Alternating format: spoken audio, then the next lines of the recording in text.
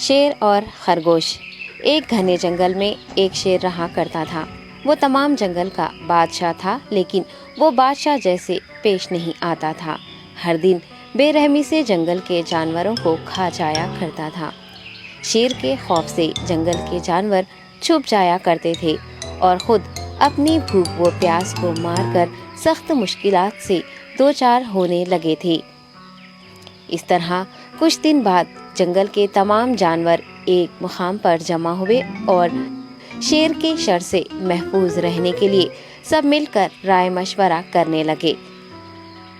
سب نے اپنی اپنی بات رکھی اور آخر میں ایک گیدڑ نے کہا، میرا خیال ہے کہ ہم روز شیر کے ہاتھوں مرنے کے بجائے ہم خود ایک بار شیر کے پاس چلے جائیں۔ اس طرح روزانہ شیر کسی ایک کو کھا لے گا اور ہم سب اپنی اپنی باری سے چلے جائیں گے اور بلا خوف و ڈر سکون سے زندگی گزاریں گے۔ گیدڑ کے مشورے پہ تمام جانور رضامند ہو گئے۔ ایک بندر نے کہا، ٹھیک ہے، تمہاری بات بالکل درست ہے۔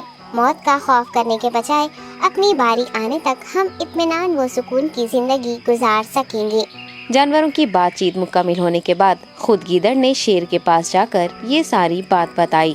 گیدڑ کی باتیں سننے کے بعد شیر نے کہا، میں بادشاہ ہوں، اس لیے تم سب کی بات مان رہا ہوں، لیکن ایک بات غور سے سن لو۔ اگر کسی دن مجھے جانور ملنے میں تاخیر ہو جائے تو میں خاموش نہیں بیٹھوں گا اور دوبارہ تم سب پر حملہ کرنا شروع کروں گا۔ شیر نے بڑے غصے سے یہ سب کہا۔ شیر کی باتیں سن کر گیدڑ نے سر ہلاتے ہوئے حامی بھر دی اور وہاں سے چلا گیا۔ اس دن کے بعد ایک ایک جانور بلا ناغہ اپنی اپنی باری کے مطابق شیر کے پاس جانے لگے اور شیر سکون سے اپنے پاس آنے والے جانوروں کو مار کر اپنی بھوک مٹانے لگا۔ یہ معاملہ ایسے ہی چل رہا تھا اور ایک دن شیر کے پاس جانے کی باری ایک خرگوش کی آئی۔ وہ خرگوش بہت ہی ہوشیار تھا۔ اسے شیر کے پاس جانا منظور نہیں تھا اور اس نے اپنے ساتھی جانوروں کو بے رحمی سے مارنے والے شیر کو سبق سکھانے کی ٹھان لی اور ایک اچھی تدبیر نکال کر آہستہ آہستہ شیر کی گفا کے پاس پہنچ گیا۔ تاخیر ہو جانے سے شیر کافی غصے میں تھا اور خرگوش کو دیکھ کر غصے سے کہنے لگا، میں نے تم سب کو پہلے ہی کہہ دیا تھا، دیر ہو جائے تو میں خاموش نہیں بیٹھوں گا۔ تم نے وعدہ خلافی کی ہے، اس لیے میں جنگل جا کر من چاہے جانور کا شکار کر کھا جاؤں گا۔ تب خرگوش نے شیر سے کہا، معاف کر دیجیے بادشاہ سلامت، غلطی ہو گئی اور اس کا ایک واجب سبب ہے۔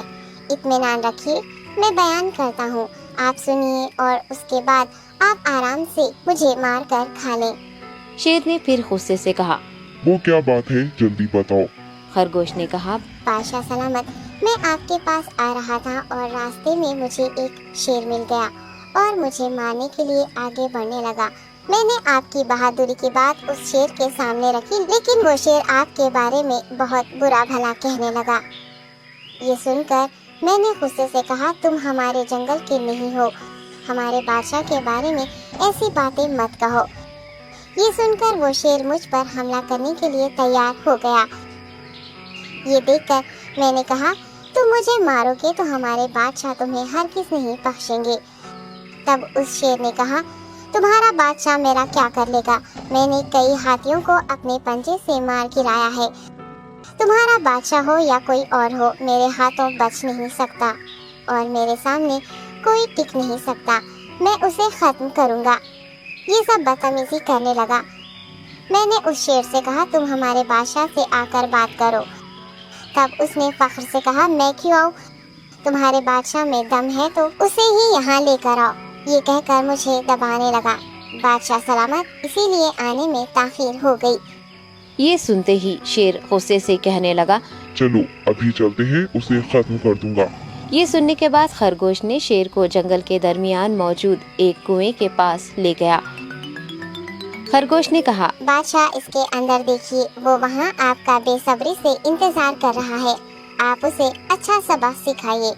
شیر غصے سے فوراً کنویں میں جھانکنے لگا اور زور سے دہاڑنے لگا۔